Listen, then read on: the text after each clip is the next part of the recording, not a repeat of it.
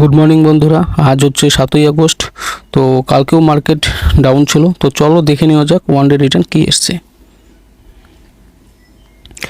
তো তোমরা দেখতে পাচ্ছ ওয়ান ডে রিটার্ন এখানে আমি দেখাচ্ছি 1891, মানে 1900 টাকার মতো এখানে নেগেটিভ গেছে 0.5%, যেখানে আমার টোটাল গতকালকে ছিল 11,000 মাইনাস, আজকে এখানে আরও 2,000 টাকা মাইনাস হচ্ছে। ঠিক আছে, তো টোটাল ইনভেস্টেড ভ্যালু আমার সেমই রয়েছে 2,42,000। কারেন্ট ভ্যালু এখানে 91 আছে, যেখানে কদিন আগে এখানে 1,05,000 মতো ছিল। ঠিক আছে, আর প্রত্যেকটা ফান্ডে কালকের দিনে এইভাবে নেগেটিভগুলো দিয়েছে, রাইট সাইডে যেগুলো তোমরা এখানে দেখতে পাচ্ছ।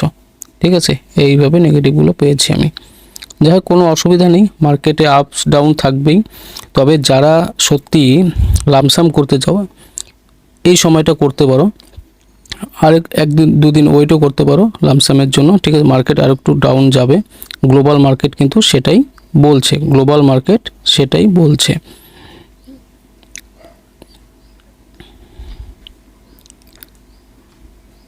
তো